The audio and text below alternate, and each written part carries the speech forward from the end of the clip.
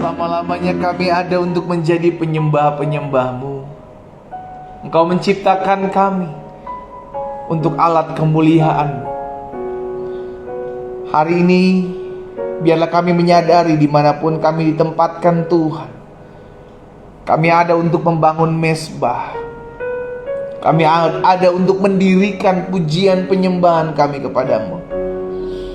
Karena firman-Mu mengajarkan kepada setiap kami, di balik pujian penyembahan kepadamu ada kuasa. Di balik pujian penyembahan yang kami naikkan di rumah kami masing-masing, maka Allah bersemayam di atasnya. Dan kami percaya ketika Roh Allah hadir dalam pujian penyembahan kami, maka ada kuasa dari tempat yang maha tinggi turun mengalir dalam kehidupan kami.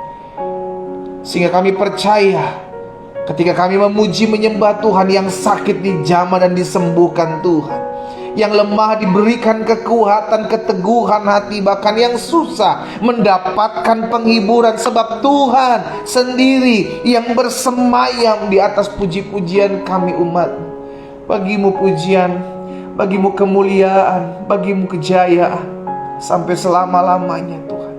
Jadikan setiap kami pusat penyembahan di muka bumi ini, sehingga dimanapun kami berada, kemanapun kami pergi melangkah, kami menjadi orang-orang yang menyembah Tuhan.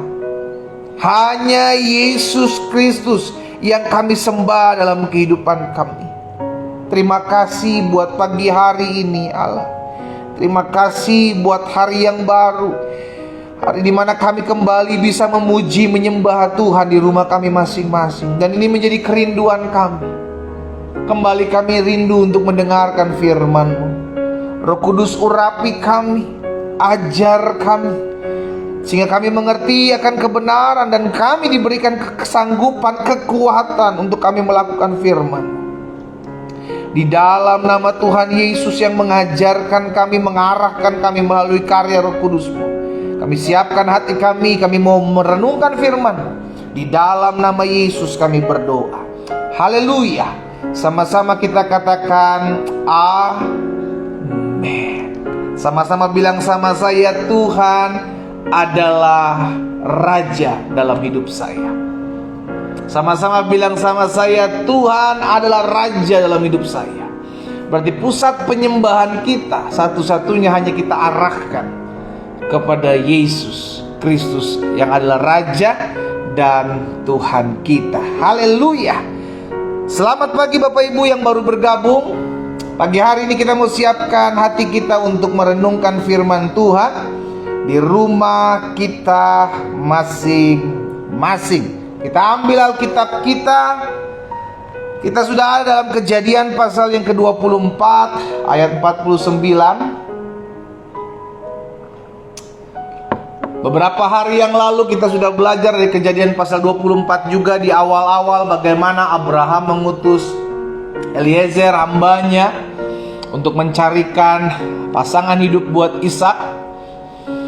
Dan beberapa hari yang lalu juga kita sudah belajar masih di pasal 24 bagaimana kesaksian itu dahsyat, kesaksian itu penting, sehingga akhirnya hidup kita dipakai Tuhan menjadi perpanjangan tangan Tuhan tatkala kita bersaksi. Karena dalam kesaksian ada kuasa mengalahkan si jahat, ya kan? Kita membongkar kerjaan si jahat sehingga orang pada tahu bahwa kita rindu hidup kita dipakai untuk bersaksi. Dan kita rindu ada banyak orang boleh mempermuliakan nama Tuhan melalui kehidupan saudara dan saya. Dan hari ini kita ada dalam Kejadian pasal 24 ayat 49 sampai ayat yang terakhir dari Kejadian pasal 24, yakni ayat 61, di mana Eliezer, hamba dari Abraham ini, saudara dikasih dalam Tuhan, akhirnya bertemu dengan keluarga Ribka, iya kan, yang masih juga saudara dengan Abraham dan Ishak.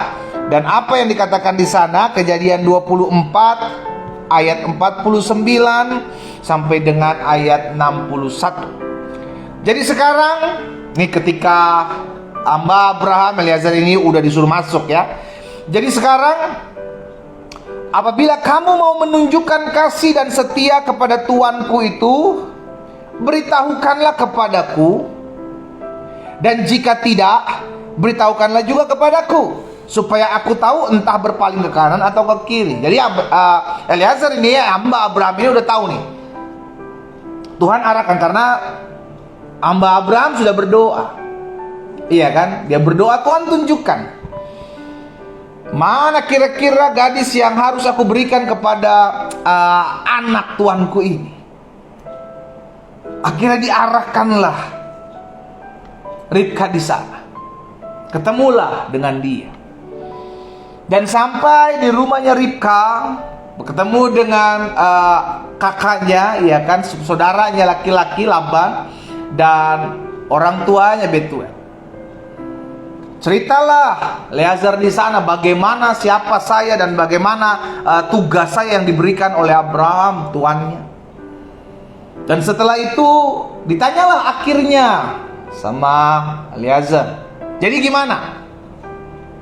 Kira-kira mau nggak kasih Ribka ke saya untuk saya kasih kepada anak dari tuan saya, supaya saya tahu, kata hambanya ini, ya kan, supaya saya tahu saya harus ke kanan atau saya ke kiri. Ayat 50.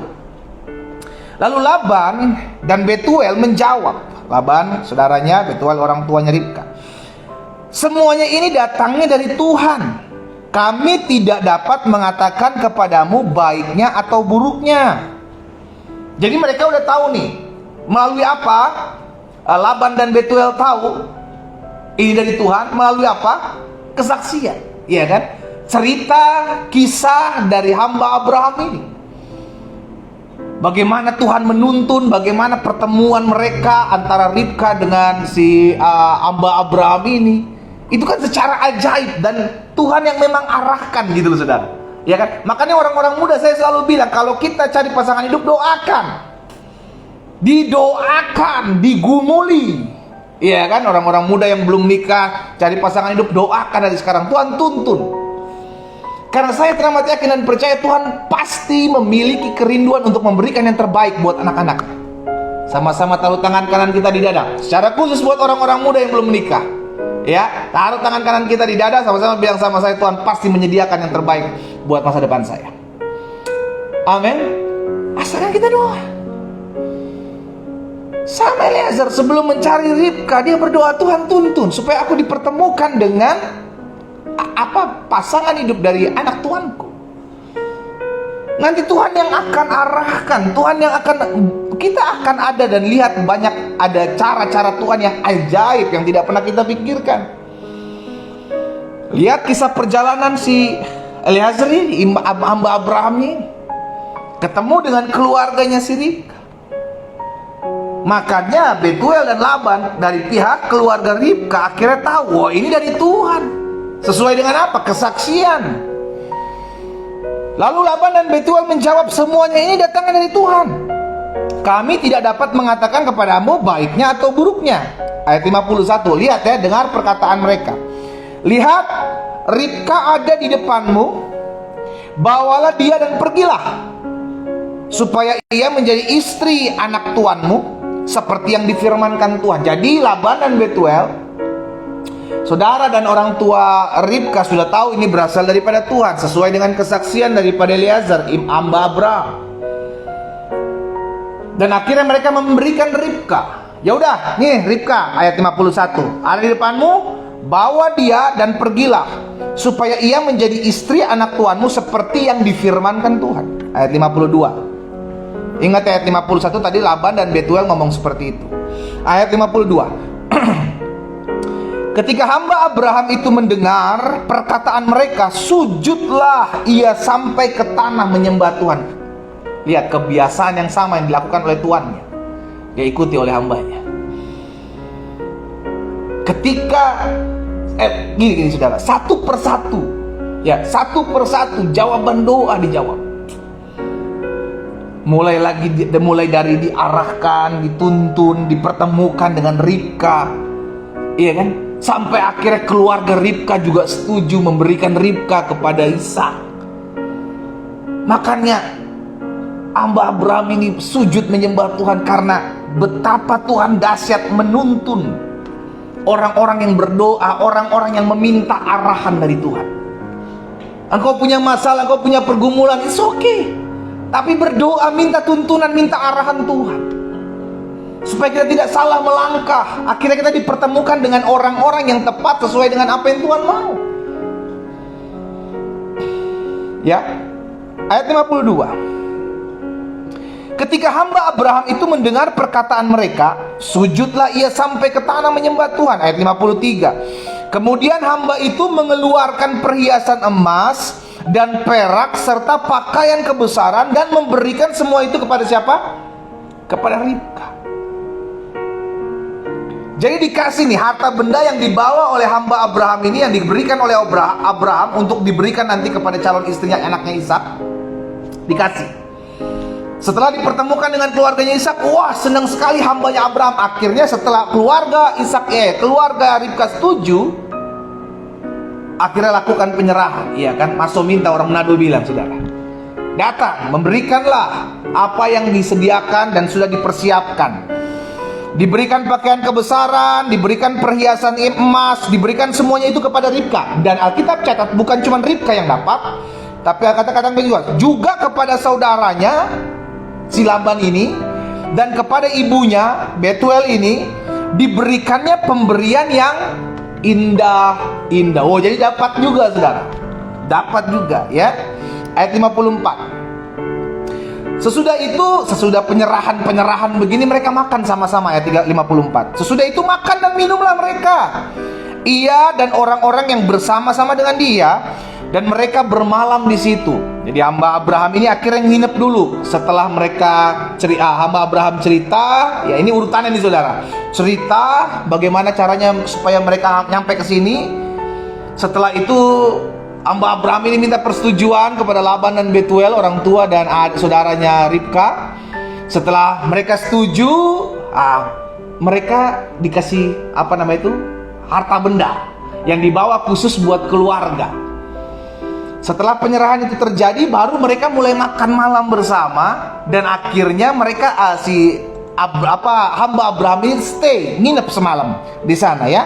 Ketika hamba Abraham, ayat 54. Sesudah itu makan dan minumlah mereka, ia dan orang-orangnya bersama-sama dengan dia, dan mereka bermalam di situ, tidur di situ. Paginya, lihat saudara, paginya sesudah mereka bangun, berkatalah hamba itu, lepaslah aku pulang kepada tuanku, karena pikir tugasnya udah selesai, ya kan? Udah ngomong, udah lakukan penyerahan harta gono gini, ya kan, saudara, kepada pihak keluarga Ribka. Dan setelah itu makan malam, istirahat, paginya mereka mau pulang untuk kembali ke Abraham, membawa Ribka tentunya. Tapi apa yang terjadi di ayat 55? Perhatikan. Tetapi saudara Ribka berkata, Laban ngomong begini, saudara Ribka berkata, serta ibunya juga, ya kan, biarkanlah anak gadis itu tinggal pada kami barang 10 hari lagi, kemudian bolehlah engkau pergi. Tiba-tiba paginya ketika mereka mau pulang, berubah. Harta sudah dikasih, perjanjian sudah ada, sudah Ribka akan dipinang oleh Ishak, akan dibawa oleh Eliezer kepada Ishak. Tiba-tiba paginya disuruh stay dulu 10 hari. Saya mulai berpikir begini, wow, ini maksudnya apa gitu kan? Kenapa tiba-tiba ada perubahan? Padahal kalau kita lihat di ayat 51, kita mundur sedikit, ayat 51, Alkitab bilang begini, lihat Ribka ada di depanmu, bawalah dia dan pergilah, supaya ia menjadi istri anak Tuhanmu seperti yang difirmankan Tuhan. Mereka udah tahu, ini arahan dari Tuhan. Laban saudaranya dan Betuel orang tuanya, ibunya, ini sudah tahu, bahkan sudah menerima harta yang dibawa dan diberikan oleh hambanya Abraham ini, Eliezer. Tapi tiba-tiba besok paginya ketika mereka akan keluar dari rumah, akan membawa Ribka, bilang, tatarkan dulu 10 hari. Saya mulai ingat, saudara, bagaimana Laban mempermainkan Yakub. Iya kan? Nih rupa-rupanya sepertinya gitu, kalau pikiran saya gitu ya, saudara. Jangan-jangan memang Laban modelnya seperti ini. Agak sedikit tricky gitu kan, agak sedikit suka bermain-main. Kan ingat peristiwa Yakub kan?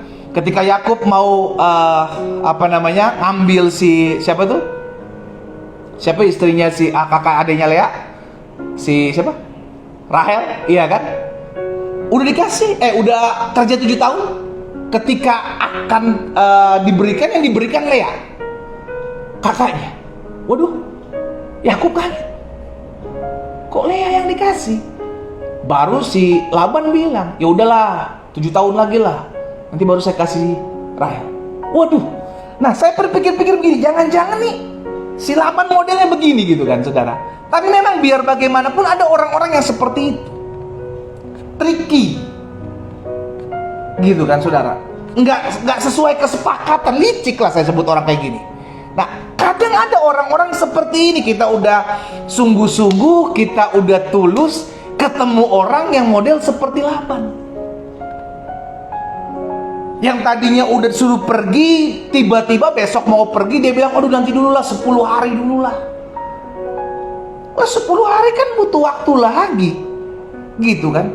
Sedangkan perjanjian, bukan perjanjian juga sih, maksudnya mereka udah ngomong juga, kalau udah di Ribkanya oke, harta benda udah dikasih, ya udah kita pulang, kita cuma nginep semalam karena udah malam. Bukan berarti 10 hari.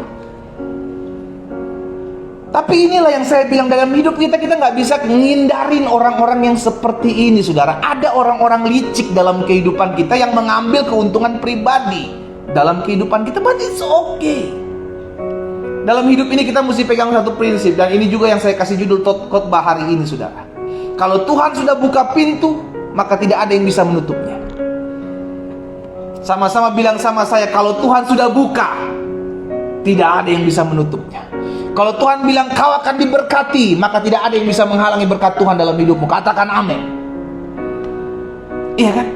Hal ini terjadi ketika bagaimana si Laban dan mungkin ibunya juga menghalang-halangi untuk Ribka keluar. Tapi untungnya si hamba Abraham ini, Eliezer, berkutat gitu ya kan. Enggak, kami mesti pergi. Izinkan kami, lepaskan kami pergi.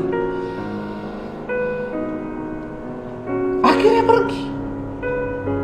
Ayat selanjutnya ya, saudara ya. Tetapi saudara Ribka berkata serta ibunya juga, biarkanlah anak gadis itu tinggal sama kami barang 10 hari lagi, kemudian bolehlah engkau pergi. Nih licik nih orang gitu ya. Ayat 56. Tetapi jawabnya kepada mereka, jangan tahan aku. Lihat, tegas. Jangan tahan aku, sedang Tuhan telah membuat perjalananku berhasil. Tuhan sudah membuat perjalanan hambanya Abraham ini, Eliezer ini sudah berhasil, sudah ketemu Ribka, dipertemukan, disetujui tadinya, tiba-tiba berubah. Tapi Eliezer pegang janji Tuhan, jangan halangi aku. Aku sudah percaya janji Tuhan pasti tergenapi ya, saudara ya. Baiklah kita Pak. Akhirnya si Laban ini mulai berubah, gitu kan? Oke. Kita panggil Ribka. Tanyakan Ribka, makanya ayat 57 kata mereka, kata Laban dan Betuel begini. Kata mereka, baiklah kita panggil anak gadis itu dan nanyakan kepadanya sendiri. Ya kan? Mereka mungkin mereka berharap bahwa Ribka akan mengikuti apa yang dikatakan oleh Betuel, orang tuanya, dan Laban katanya. Tapi ternyata apa?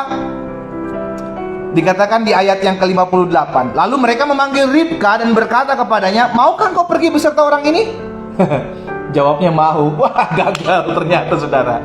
Jawab Ribka mau. Nah ini yang saya bilang, kalau Tuhan udah gerakkan hati orang, Ribka setuju. Karena memang udah jalan-jalannya Tuhan gitu loh. Orang mau nutup-nutupi, si Laban mau nutup-nutupi, mau menghalang-halangi 10 hari lagi. Nggak tahu kalau 10 hari lewat, nanti mungkin tambah lagi 10 hari. Kan peristiwa Yakub begitu. 7 tahun udah kerja, tiba-tiba ditipu, ditriki gitu kan. Tambah lagi 7 tahun, 14 tahun untuk dapetin Rahel sudah. Tadinya 7 tahun jadi 14. Tapi cintanya tidak pudar terhadap Rahel. Ada orang-orang seperti itu. Tapi ini yang saya pegang dalam hidup ini, kalau Tuhan sudah buka, tidak ada yang bisa menutup. Akhirnya ketika ditanya sama Ribka bilang mau. Akhirnya pergi mereka. Kita lanjut selanjutnya ya. Mau, gitu kan? Jawabnya mau. Ayat 59. Maka Ribka, saudara mereka itu, dan inang pengasuhnya beserta hamba Abraham dan orang-orangnya dibiarkan mereka pergi. Gak ada yang bisa menghalangi kalau Tuhan bilang buka, terbuka. Kalau Tuhan bilang jalan, jalan. Mau orang selicik apapun membuat triki, tipu daya, gak berlaku saudara. Gak berlaku. Jadi dalam hidup ini tulus aja, jalanin aja. Karena kita masih tinggal di dunia. Kita akan ketemu dengan orang-orang yang mungkin ngambil keuntungan dalam hidup kita. Kita akan ketemu dengan orang-orang yang licik dalam hidup kita. Kelihatannya di depan tulus, tapi di belakang kita licik. But it's okay. Kita masih tinggal di dunia.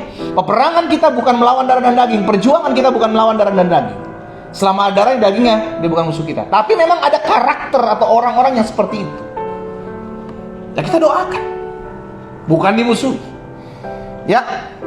Dan mereka memberkati Ribka. Bahkan, ya lihat ini saudara ya, ayat 59 dulu. Maka Ribka, saudara mereka itu, dan inang pengasuhnya beserta hamba Abraham dan orang-orangnya dibiarkan oleh Laban dan Betuel, keluarganya mereka Ribka ini dibiarkan pergi. Oke.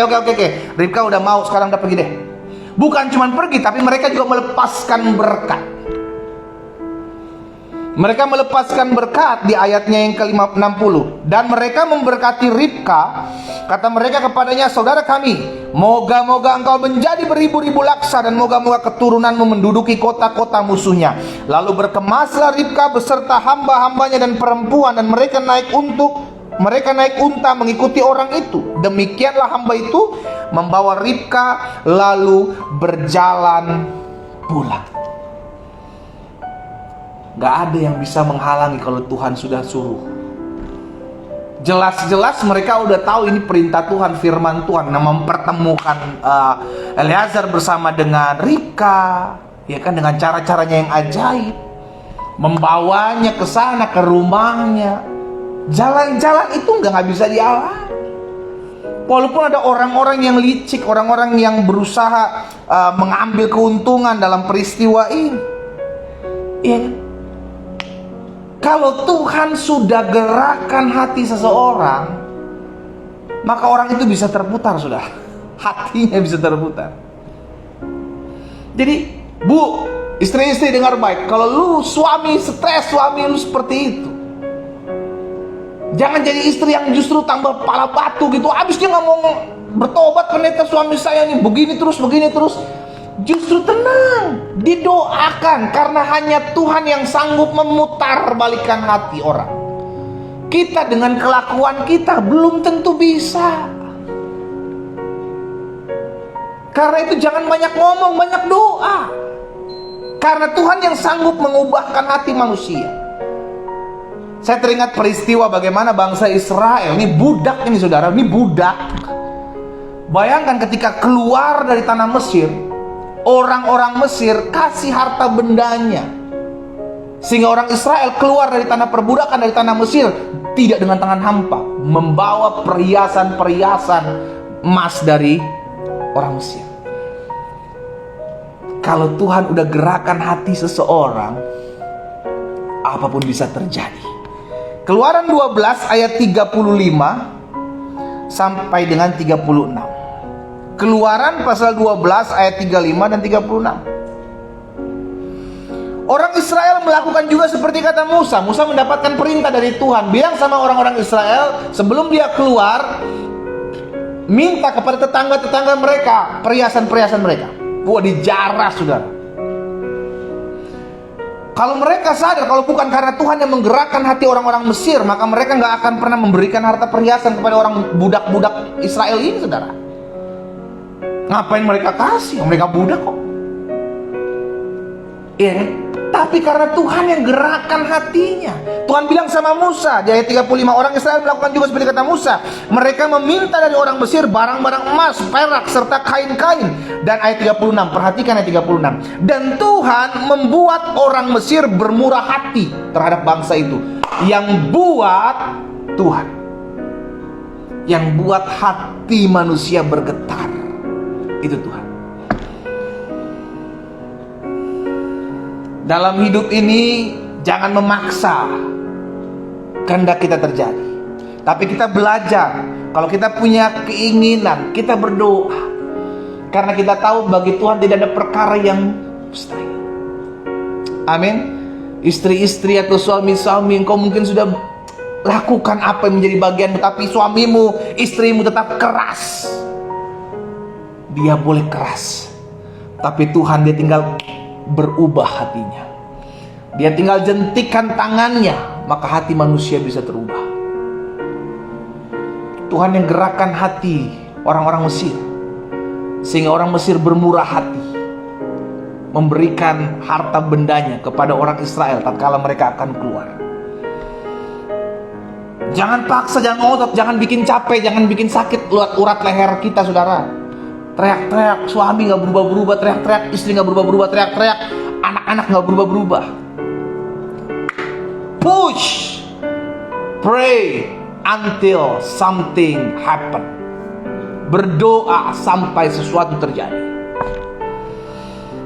Sama-sama bilang sama saya harus berdoa sampai sesuatu terjadi. Sama-sama bilang sama saya harus berdoa sampai sesuatu terjadi. Amin. Ini yang kita percaya. Sekalipun ada orang yang berusaha menutup-nutupi pintu, gak akan bisa kalau Tuhan bilang buka-buka. Tapi sebaliknya, ada orang yang berusaha membuka pintu sebesar-besar, tapi kalau Tuhan bilang tertutup, tidak akan pernah bisa terbuka. Berarti kita tahu apa yang Tuhan mau, yang pasti itu akan terjadi. Sekalipun manusia mereka-rekakan, sekalipun manusia merancangkan hal yang tidak berkenan, kita cuma berserah. Tuhan, aku percaya kalau ini jalan dari Tuhan, maka terbuka itu pasti akan terbuka. Iya, haleluya. Amsal 21 ayat yang pertama. Amsal 21 ayat yang pertama. Hati raja seperti batang air di dalam tangan Tuhan. Tidak ada yang bisa ngatur raja. Tapi Alkitab katakan, hati raja dialirkan Tuhan kemanapun Tuhan inginkan. Maksudnya apa?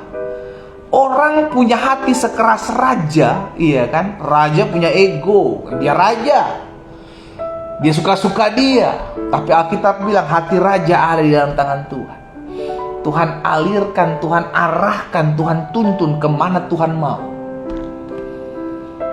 Jadi ngemisnya jangan sama raja, ngemisnya sama Tuhan. Untuk apa? Untuk Tuhan membukakan setiap hal-hal yang tidak mungkin bisa dibuka dengan kekuatan manusia. Dalam hidup ini itu yang mesti kita pegang. Kita nggak bisa merubah orang, hanya Tuhan yang bisa merubah manusia. Kita nggak bisa ngatur orang, hanya Tuhan yang bisa ngatur manusia. Makanya istri-istri, suami-suami dengar baik, kita nggak bisa jaga pasangan kita 24 jam dalam seminggu, dalam sehari, 7 hari dalam seminggu. Nggak bisa kita liatin, terus pantengin, terus pasangin kamera di mana-mana. Kita cuman berdoa buat suamimu. Tuhan jaga suami saya dimanapun dia berada. Karena hatinya, hati suamimu, hati istrimu ada di tangan Tuhan. Doakan dia supaya dia dijaga, agar gak aneh-aneh, gak macem-macem. Iya, doakan. Dalam hidup ini kita tidak bisa mencegah rencana-rencana manusia yang mau menghalang-halangi kehidupan kita, berusaha merugikan hidup kita, nggak bisa mencegah. Karena mungkin mereka lebih pintar dari kita, mungkin mereka lebih berpengalaman dari kita. Tapi dalam hidup ini kita percaya satu hal: selama saya mengandalkan hidup saya kepada Tuhan, maka saya tahu tangan Tuhan yang membela hidup saya. Amin. Ketik di kolom komentar, tangan Tuhan yang bela hidup saya. Tangan Tuhan yang bela hidup kita. Apapun Tuhan bisa ubah. Bahkan rancangan-rancangan manusia, rancangan-rancangan yang buruk. Lihat kisah Bileam. Bagaimana Balak Raja Moab memanggil Bileam untuk mengutuki bangsa Israel. Iya. Apa yang terjadi? Justru orang Manado bilang tabobale, saudara. Terbalik keadaannya. Kehendak Raja Moab saat itu adalah apa? Mengutuki. Kutuki bangsa Israel. Dia panggil Bileam. Tapi Tuhan bilang sama Bileam, berkati bangsa Israel. Yang keluar dari mulut Bileam bukanlah kutuk, melainkan berkat. Ini yang saya bilang, dengan mudahnya Tuhan bisa memutarbalikkan keadaan. Dengan mudahnya perkataan orang bisa diputar balik. Dengan mudahnya hati orang bisa diputar balik. Kalau Tuhan yang bertindak, tidak ada yang bisa menghalangi. Dalam hidup ini itu aja yang kita percaya, saudara. Itu aja yang kita pegang. Amin. Enggak usah stres dengan orang-orang yang berusaha merancangkan yang jahat dalam hidup kita. Enggak usah stres. Tuhan bisa putar balik keadaan. Peristiwa Balak bin Zippor, Bileam ini menjadikan kita sebuah pembelajaran. Bagaimana Tuhan dengan mudahnya bisa memberkati dengan cara-cara ajaib. Sekalipun orang merancangkan yang jahat, sekalipun orang mengutukimu, Dia Tuhan yang sanggup memutarbalikkan keadaan. Kutuk diubahnya menjadi berkat buat orang-orang pilihan Tuhan. Ya, jadi saya pelajari ada beberapa hal, karena kita mengerti bahwa apa yang Tuhan mau untuk terjadi maka pasti itu terjadi, dan apa yang Tuhan tidak mau tidak terjadi maka tidak akan pernah terjadi. Makanya jelas perkataan Tuhan Yesus kan, karena namaku engkau dibenci oleh semua orang. Tuhan Yesus bilang, tetapi tidak ada satu helai rambut pun jatuh tanpa seizin Tuhan. Maksudnya apa? Ada dalam perlindungan Tuhan. Kalau Tuhan tidak izinkan sesuatu, maka itu tidak terjadi. Apa yang Tuhan mau, itu yang terjadi. Apa yang Tuhan tidak mau kita alami, itu tidak akan pernah terjadi. Karena hal itu, maka yang pertama yang mesti kita ingat, belajar hidup berserah. Karena kita tahu hidup kita Tuhan yang atur, bukan kita yang atur, kita yang ngejalanin. Orang yang menjalani tidak, orang Alkitab bilang begini, orang yang melangkah tidak berhak meminta atau mengarahkan langkahnya. Dia dituntun Tuhan, dia diarahkan Tuhan. Berarti belajar untuk hidup berserah. Karena kita tahu hidup kita milik Tuhan. Sama-sama bilang sama saya, hidup saya milik Tuhan. Kalau hidup kita milik Tuhan, maka Tuhan yang atur. Tuhan yang menetapkan setiap langkah hidup kita. Karena kita nggak pernah tahu di depan kita ada apa, Pak, Bu. Kita nggak pernah tahu. Ada siasat-siasat jahat orang, ada orang yang sudah menggali lubang di depan kita, kita nggak tahu. Tapi kalau Tuhan yang menetapkan langkah kita, maka ada saja pembelaan Tuhan, ada saja pertolongan Tuhan, ada saja jalan-jalan yang tidak pernah kita selami itu terjadi dalam kehidupan kita. Pastikan belajar untuk hidup berserah.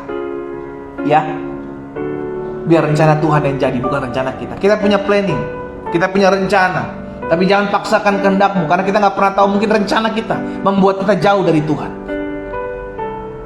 Mungkin planning kita, rencana kita membuat kita justru mengecewakan Tuhan di hari-hari ke depan. Kita mungkin belum tahu hari ini, tapi kalau Tuhan membelokkan kita dari rencana kita untuk masuk dalam rencananya, kita cuma bisa bilang, Tuhan, tuntun hidup kami. Apa yang Tuhan pandang baik, biarlah itu yang terjadi dalam hidup kami. Itulah hidup berserah. Sama-sama bilang sama saya harus berserah. Yang kedua, karena kita mengerti bahwa apa yang Tuhan mau untuk terjadi pasti terjadi, dan sebaliknya apa yang Tuhan tidak inginkan terjadi dalam hidup kita, maka tidak akan terjadi. Maka yang kedua, tugas kita jangan fokus kepada manusianya dan kepada keadaannya. Ada orang-orang fokus sama manusianya, fokus sama keadaannya, akhir stres sendiri. Ada orang-orang ini jahat banget sih, pendeta, saya udah buat baik, nih fokus sama orang nih. Ada lagi yang fokus sama keadaan, aduh kalau keadaannya nggak seperti ini kan nggak mungkin terjadi begini, kalau keadaan nggak begini kan nggak mungkin terjadi seperti ini. Stop fokus sama manusia, stop fokus sama keadaan, fokus kepada Tuhan. Alkitab bilang pandang Kristus. Yang kita pandang bukan manusia, yang kita pandang bukan keadaan. Karena manusia mengecewakan, keadaan bisa mengecewakan. Tapi selama kita memandang Kristus, manusia bisa dipakai oleh Tuhan untuk mendatangkan kebaikan. Bahkan keadaan bisa diputar untuk kita melihat kemuliaan Tuhan. Haleluya. Stop pandang manusia, stop melihat keadaan. Karena apa yang kita lihat secara fisik seringkali mengecewakan. Pandang Tuhan. Ketika engkau memandang Tuhan, manusia yang mengecewakanmu tidak akan pernah engkau lihat. Tidak akan pernah engkau kecewa. Tidak akan engkau kecewa dalam hatimu ketika ada orang yang mengecewakanmu. Engkau tidak akan pernah kecewa dengan keadaan. Makanya Habakuk bilang, sekalipun pohon ara tidak berbuah, hasil pohon zaitun mengecewakan, sekalipun kambing domba terhalau dari kurungan, tapi aku akan beria-ria di dalam Tuhan yang menyelamatkan aku.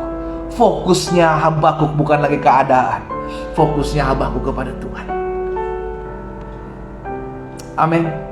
Karena kita tahu apa yang Tuhan kehendaki pasti terjadi, dan apa yang Tuhan tidak kehendaki tidak akan terjadi. Maka jangan fokus kepada manusianya. Kalau kita hanya fokus kepada manusianya, maka kita sakit hati sama manusia. Karena kita tahu manusia mungkin bisa buat yang jahat dalam kehidupan kita. Keadaan pun mungkin bisa tidak menguntungkan buat kita. Tapi hari ini kita diingatkan satu kebenaran. Selama hidup saya memandang Tuhan, apapun keadaan saya, apapun yang manusia buat dalam hidup saya, Tuhan selalu mendatangkan kebaikan dalam kehidupan saya. Yang ketiga, tugas kita sebagai orang-orang yang mengerti bahwa yang Tuhan mau pasti akan terjadi, dan apa yang Tuhan tidak mau tidak akan terjadi. Maka yang ketiga yang harus kita lakukan adalah sadari bahwa hidup kita bukan manusia yang atur. Sadari hidup kita adalah firman Tuhan yang atur. Makanya setiap hari kita perlu tuntunan, setiap hari kita perlu arahan. Firman-Mu itu pelita bagi kakiku dan terang bagi jalanku. Jadi yang menuntun langkah kita siapa? Firman. Setiap hari kita perlu dituntun, setiap hari kita perlu diarahkan. Karena Yesus bilang firman itulah yang akan membersihkan kehidupan kita. Jadi selain firman itu mengarahkan kita dalam jalan-jalannya Tuhan, menerangi langkah kita, dan firman Tuhan itu juga membersihkan hidup kita. Membersihkan hati kita dari hati yang pahit, hati yang dendam, hati yang dengki. Membersihkan pikiran kita dari pikiran tidak berkenan kepada Tuhan, dan membersihkan karakter kita, sehingga kita memiliki karakter yang mempermuliakan nama Tuhan. Pastikan yang ketiga, kita mengerti bahwa hidup kita bukan manusia yang atur, bukan keadaan yang atur, tapi hidup kita diatur oleh firman Tuhan. Amin. Selalu saya bilang, landasan hidup kita bukan perasaan. Landasan hidup kita adalah firman. Orang yang melandasi hidupnya dengan firman Tuhan adalah orang yang akan melihat kemuliaan Tuhan, sekalipun di hadapannya ada begitu banyak pergumulan. Karena janji firman Tuhan jelas, sungai akan kau lewati tanpa engkau terhanyut, api akan kau seberangi tanpa engkau terbakar, sebab penyertaan Tuhan sempurna atas kehidupan kita. Tiga hal ini saya bagikan buat setiap kita. Ingat, kita tidak pernah bisa menghalangi manusia buat jahat dalam hidup kita. Kita nggak bisa mungkin kita nggak bisa menghalangi atau menggagalkan manusia licik dalam kehidupan kita. Tapi yang kita percaya, kita masih punya Tuhan yang sanggup menggerakkan hati, mengubahkan hati, dan memutar balik keadaan yang tadinya kutuk itu menjadi berkat buat orang-orang yang bergantung, buat orang-orang yang berserah kepada Tuhan. Ingat, masih ada Tuhan yang sanggup memutar balikan hati manusia. Masih ada Tuhan yang sanggup membuka setiap pintu-pintu yang terkadang ditutup oleh manusia.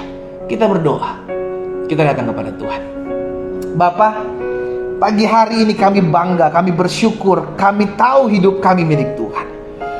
Hari ini kami belajar satu kebenaran firman Tuhan yang mengarahkan kami, menuntun kami, agar kami menyadari bahwa kami masih tinggal di dunia.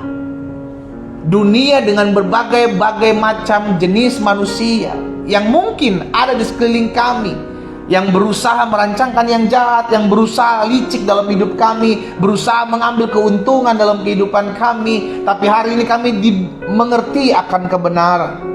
Dan firman-Mu mengajar setiap kami bahwa hidup kami harus berserah kepada Tuhan. Kami mengerti bahwa hidup kami gak boleh fokus dengan manusia dan keadaan, tapi kami harus fokus kepada Tuhan. Karena kami tahu Tuhan sanggup mengubah keadaan, Tuhan sanggup menggetarkan dan mengubahkan hati manusia, bahkan memutar balikan hati seseorang. Sehingga akhirnya kami tidak mau berharap kepada manusia. Tergenapi firman Tuhan, maka jadi orang-orang yang terkutuk mengandalkan manusia. Tapi ketika kami mengandalkan Tuhan, maka kami sungguh boleh melihat campur tangan Tuhan nyata dalam hidup kami. Hari ini kami diingati ketika kami harus sadar untuk kami selalu hidup diatur oleh firman Tuhan. Firman-Mu menerangi setiap langkah kami sehingga kami tidak terantuk oleh batu. Firman-Mu mengajar setiap kami untuk kami selalu mendasari hari-hari hidup kami dengan kebenaran-Mu, sehingga apapun yang kami hadapi hari-hari ini Tuhan, mungkin ada yang berhadapan dengan suami, dengan istri, dengan anak-anak, dengan kakak, dengan adik. Ada orang-orang yang mungkin sedang mereka hadapi hari-hari ini yang sedang mengecewakan mereka. Hamba berdoa di dalam nama Yesus, Tuhan ingatkan firman-Mu pada hari ini bagi setiap kami, bahwa fokus kami bukan kepada manusia, fokus kami bukan kepada keadaan, fokus kami kepada Kristus yang sanggup mengubah keadaan, sanggup mengubah manusia. Itu sebabnya Tuhan, kami berdoa, materaikan firman-Mu dalam hati kami, sehingga akhirnya langkah hidup kami semakin hari semakin mempermuliakan nama Tuhan. Mampukan kami ya Allah, untuk kami menjadi pribadi-pribadi yang setiap hari diubahkan dan menjadi pribadi yang baru dan mempermuliakan nama Tuhan di dalam nama Yesus. Terima kasih Bapa yang baik.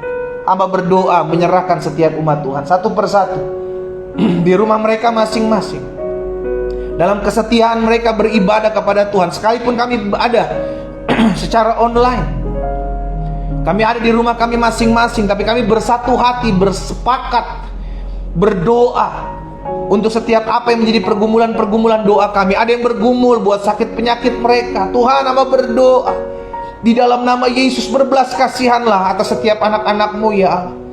Kalaupun memang Tuhan izinkan mereka harus mengalami penderitaan, kesakitan, berikan mereka kekuatan, berikan mereka penghiburan di dalam nama Yesus.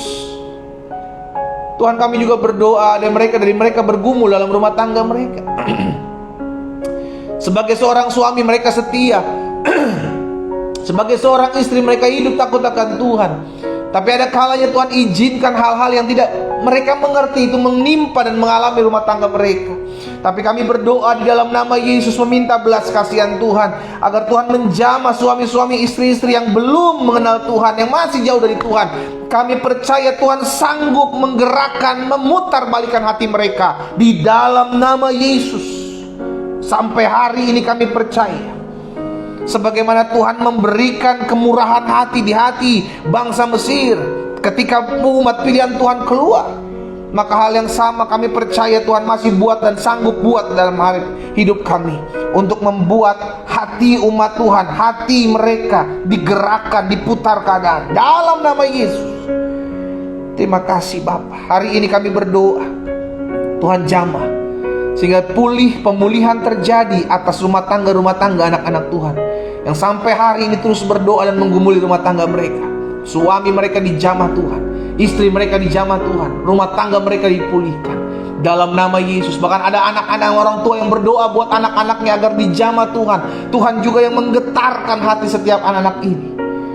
Nama-nama yang mereka sebutkan tiap hari Tuhan dengar, sehingga mereka dijamah Tuhan, dilawat Tuhan, mengalami kuasa Tuhan di dalam nama Yesus. Kami juga berdoa menyerahkan ke dalam tangan Tuhan setiap umat-Mu yang pagi hari ini berdoa dan bergumul buat ekonomi mereka. Mereka yang hari-hari ini harus melunasi utang piutang. Tuhan, kami berdoa bukakan jalan bagi mereka. Beri mereka hikmat dalam mengatur keuangan. Bahkan Tuhan bukakan setiap pintu-pintu yang tertutup di hadapan mereka di dalam nama Yesus, sehingga mereka sungguh boleh melihat orang yang bergantung dan mengandalkan Tuhan tidak akan pernah dipermalukan di dalam nama Yesus. Hamba berdoa menyerahkan setiap umat-Mu satu persatu ya Tuhan. Ada di antara mereka yang hari-hari ini mungkin sedang mencari pekerjaan. Mungkin mereka juga berdoa, ada orang tua yang berdoa buat anak-anak yang mendapatkan pekerjaan di dalam nama Yesus. Tuhan yang sanggup membukakan setiap lapangan-lapangan pekerjaan bagi anak-anak Tuhan yang hari-hari sedang mencari lapangan pekerjaan. Tempat perusahaan yang baik, perusahaan yang maju dengan pemimpin-pemimpin yang baik, takut akan Tuhan, dan hasil penghasilan bulanan yang baik. Dalam nama Yesus, Tuhan membukakan setiap jalan-jalan atas mereka. Terima kasih Tuhan Yesus. Kami juga berdoa menyerahkan ke dalam tangan Tuhan setiap orang-orang muda yang pagi hari ini bergabung dalam doa pagi, dan dalam kesetiaan mereka mencari Tuhan. Hamba berdoa Biarlah masa muda mereka menjadi baru seperti burung Raja Wali terbang tinggi dengan kekuatan sayapnya, sebab Tuhan berikan kekuatan bagi masa muda mereka. Tuhan beri roh takut dan gentar akan Tuhan. Roh Kudus mengarahkan mereka dalam terang firman-Mu. Dan kami berdoa di dalam nama Yesus, sehingga orang-orang muda ini dipertemukan dengan cara-cara Tuhan, sebagaimana hamba Abraham bertemu dengan Ribka dengan cara-cara Tuhan. Maka Tuhan pertemukan mereka dengan pasangan hidup yang takut akan Tuhan, mengasihi Tuhan. Arahkan dan tuntun orang-orang muda ini dalam jalan-jalan Tuhan yang ajaib, di dalam nama Tuhan Yesus. Terima kasih Bapa. Hamba berdoa juga menyerahkan ke dalam tangan Tuhan. Ada di antara orang-orang yang hari ini bergabung dalam doa pagi, merindukan hidupnya diubahkan Tuhan, merindukan hidupnya dipulihkan. Karena satu dan lain hal mereka sulit untuk bangkit, karena satu dan lain hal mereka sulit untuk berbuat kebenaran, karena satu dan lain hal mereka sulit untuk bertobat dan sungguh-sungguh hidup takut akan Tuhan. Hari ini hamba berdoa, jika itu adalah dirimu, hamba ucapkan berkat dalam nama Yesus. Tuhan beri hati yang baru, Tuhan beri hati yang mau tunduk, hati yang mau takluk, hati yang mau hidup takut akan Tuhan dan mempermuliakan nama Tuhan di dalam nama Yesus. Sehingga mereka diberikan kekuatan untuk hidup suci, hidup berkenan kepada Tuhan. Terima kasih Bapa. Hamba berdoa menyerahkan ke dalam tangan Tuhan, sehingga pertobatan jiwa-jiwa, tuaian jiwa-jiwa terjadi. Ada banyak umat Tuhan dipulihkan hidupnya. Bahkan ada orang-orang yang belum mengenal Tuhan mengalami kuasa-Mu. Di dalam nama Yesus kami juga berdoa Tuhan, menyerahkan setiap mereka, umat-Mu yang pagi hari ini berdoa bersama-sama dengan kami, bersatu hati. Kami rindukan ada rekonsiliasi dalam rumah keluarga kami. Ada hubungan rekonsiliasi yang terjadi antara hubungan anak dengan orang tua, mertua dengan menantu, anak dengan cucu-cucu, dengan oma opanya, om tante dengan ponakan-ponakannya. Ada kerinduan dari mereka. Jika itu adalah dirimu, taruh tangan kananmu di dada. Bapa, hamba berdoa, biar kiranya terjadi rekonsiliasi atas hubungan keluarga mereka satu dengan yang lain. Terjadi pemulihan, bahkan terjadi berkat anugerah Tuhan. Kami percaya firman-Mu tergenapi. Jika Tuhan berkenan kepada jalan-jalan seseorang, maka Tuhan memperdamaikan mereka dengan musuhnya. Di dalam nama Yesus, tergenapi firman-Mu atas mereka. Di dalam nama Yesus. Terima kasih Bapa. Pada akhirnya pagi hari ini kami berdoa, menyerahkan bangsa kami, kota kami ke dalam tangan Tuhan. Kota di mana kami tinggal, kami angkat tangan kami ucapkan berkat. Kota kami diberkati, kota kami damai, kota kami tentram, kota kami dijaga, dipagari Tuhan. Di dalam nama Yesus, dijauhkan dari permainan-permainan kuasa kegelapan. Kami patahkan in Jesus mighty name. Di dalam nama Yesus yang berkuasa. Bahkan kami berdoa dijauhkan dari bencana alam di kota kami. Kota kami makmur, kota kami diberkati Tuhan. Karena kesejahteraan kota kami adalah kesejahteraan kami. Kami juga berdoa buat bangsa kami. Tuhan tolong Indonesia diberkati. Pemimpin-pemimpin diberikan roh takut dan gentar akan Tuhan. Kami terus berdoa buat pemimpin-pemimpin bangsa kami ya Bapak. Bapak Presiden, Wakil Presiden, jajaran menteri yang ada. Kami berdoa buat MPR, kami berdoa buat DPR RI, kami berdoa buat DPRD tingkat 1, DPRD tingkat 2. Kami berdoa buat Kapolri, Panglima TNI. Kami berdoa dan jajaran mereka masing-masing. Kami berdoa buat para gubernur, para bupati, para wali kota. Kami ucapkan berkat di dalam nama Tuhan Yesus. Mereka diberkati dengan roh takut dan gentar akan Tuhan. Terima kasih Tuhan Yesus. Hari ini kami berdoa, Tuhan memberkati bangsa kami. Jauhkan bangsa kami dari penyakit-penyakit sampar. Jauhkan bangsa kami dari penyakit-penyakit yang tidak ada obatnya dalam nama Yesus. Bahkan kami berdoa mematahkan setiap siasat rancangan orang jahat atas kota bangsa kami dengan menabur hal-hal yang tidak berkenan kepada Tuhan. Kami hancurkan dalam nama Yesus. Kuasa Tuhan berdaulat atas bangsa kami. Terima kasih Tuhan Yesus. Anak cucu kami diberkati Tuhan. Keluarga orang tua kami, oma opa kami diberkati Tuhan. Dimanapun kami ada, kami hidup mempermuliakan nama Tuhan. Terima kasih buat hari ini Bapa. Kami ucapkan berkat di dalam nama Tuhan Yesus. Hari ini adalah hari berkat, hari mujizat. Hari ini kami diberkati Tuhan. Hari ini kami lihat pertolongan Tuhan. Dan hari ini ada saja promosi-promosi ilahi dalam kehidupan pekerjaan usaha dagang kami. Di dalam nama Tuhan Yesus Kristus kami berdoa dan kami bersyukur. Sama-sama kita katakan amin. Haleluya. Yesus kita dahsyat. Ingat, Tuhan pegang hati manusia. Karena itu kalau kau mengubahkan hati orang, jangan pakai kekuatanmu, pakai kekuatan Tuhan. Doakan, doakan, dan doakan. Saudara dikasih dalam Tuhan, kita kembali ketemu besok pagi. Dan pastikan setiap kita terus jadi berkat. Bagikan kembali doa pagi ini sehingga ada banyak umat Tuhan disadarkan, dikuatkan. Bukan dengan kekuatan kita, dengan kekuatan Allah saja kita pakai untuk mengubahkan hati manusia. Ya, Tuhan Yesus memberkati kita semua. Selamat pagi, selamat beraktivitas. Shalom, shalom.